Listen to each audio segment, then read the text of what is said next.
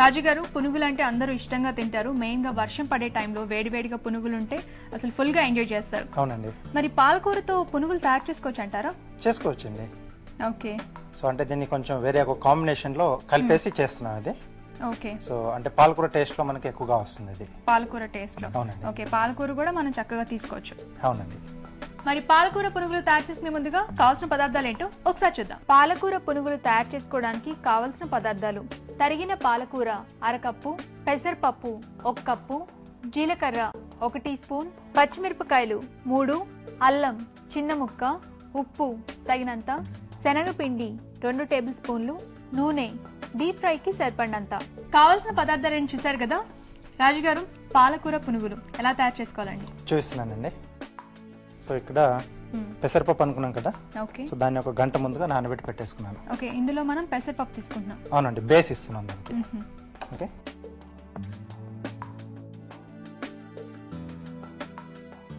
First మనం mixie పట్టుకోవాలండి. అవునండి.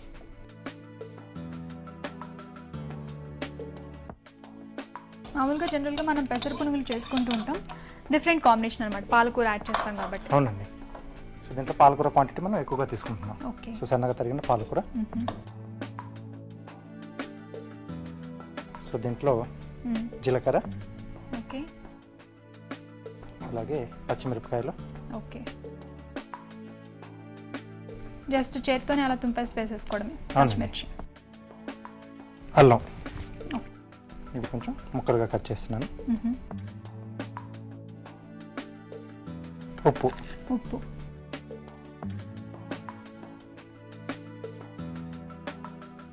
ఓకే అండి.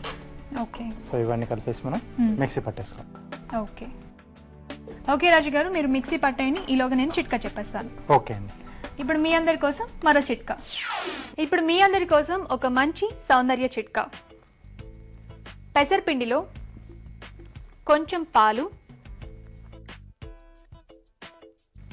కొంచెం తేనె, కొంచెం నిమ్మరసం, వీటన్నిటిని కలిపి మనం పేస్ట్ లాగా తయారు చేసుకొని ఫేస్ కి అప్లై చేసుకొని ఒక 1/2 అవర్ తర్వాత ఫేస్ వాష్ చేసుకోవాలి. ఇలా చేస్తే చర్మం చాలా కాంతివంతంగా ఉంటుంది. మంచి చిట్కా చెప్పుకున్నాం కదా రాజు గారు. సో మిక్సీ పట్టడం అయిపోయిందా? అయిపోయిందండి. ఓకే. మంచి గ్రీన్ కలర్ లో వచ్చేస్తుంది మనకి పిండి. సో ఇలా వచ్చేస్తుంది మనకి. గాజు పోలిస్తారా?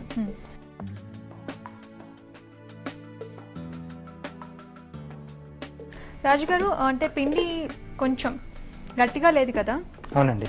మరి పునుగులు ఎలా వేసుకుంటాం మనం? వచ్చేస్తుందండి. దీంట్లో మనం కొంచెం శనగపిండి కూడా కలుపుతున్నాం. ఓకే. సో అక్కడ మనకు కావాల్సిన శనగపిండి యాడ్ చేస్తున్నాం. అవునండి. సో మనం నెక్స్ట్ మనం డీప్ ఫ్రై చేస్తాం కాబట్టి నూనె కూడా వేడి పెట్టేస్తున్నాం.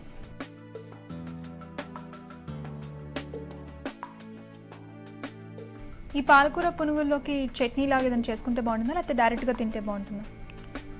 పుదీనా చట్నీ అలా ఉంటే బాగుంటుందండి. పుదీనా చట్నీ కానీ లేకపోతే tomato chutney. Tomato chutney. Okay.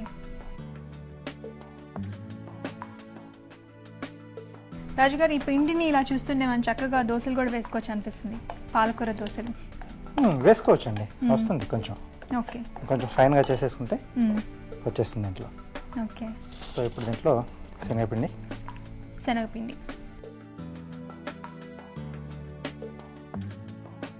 So గట్టి పడిపోతుంది. ఓకే రాజు గారు, ఆయిల్ కనుక కాగితే మనం చక్కగా పునుగులు వేసేసుకోవచ్చు. హ్యాపీగా వేసుకోవచ్చండి. కాగింది కదా? అవునండి. ఓకే. ఇలా చేతో చిన్న చిన్న ముద్దగా తీసుకుని. ఓకే. చిన్న చిన్న పునుగులు. అవునండి.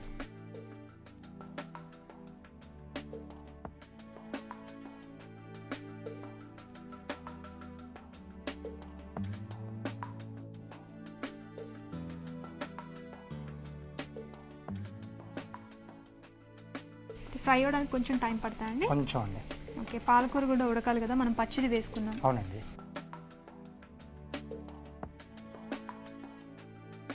రాజు గారు, రెడీ అయిపోయినట్టేనా? రెడీ అయిపోయింది. ఓకే. సో ఈ కలర్ వచ్చినప్పుడు మనం తీసేసుకోవచ్చు. సో వేడి వేడి పునుగులు ఇప్పుడు నా చేతిలోకి వచ్చేస్తాయి అన్నమాట.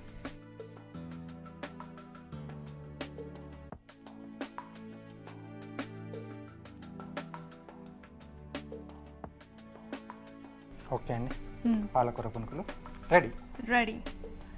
ఓకే అండి, చూస్తున్నారు కదా వేడి వేడిగా పాలకూర పునుగులు రెడీ అయిపోయాయి. ఎలా తయారు చేసుకోవాలో మరొకసారి చూద్దాం. పాలకూర పునుగులు తయారు చేసే విధానం: ముందుగా పెసరపప్పుని గంట ముందు నానబెట్టి పక్కన పెట్టుకోవాలి. ఆ తర్వాత ఒక మిక్సీ జార్ లో నానబెట్టిన పెసరపప్పు, తరిగిన పాలకూర, జీలకర్ర, పచ్చిమిర్చి, అల్లం, ఉప్పు వేసి అవసరం అనుకుంటే కొద్దిగా నీళ్లు కూడా పోసి మిక్సీ పట్టుకోవాలి. దీన్ని ఒక బౌల్లోకి తీసుకొని కొంచెం శనగపిండి కలిపి కాగే నూనెలో పునుగుల్లా వేసి డీప్ ఫ్రై చేసుకోవాలి.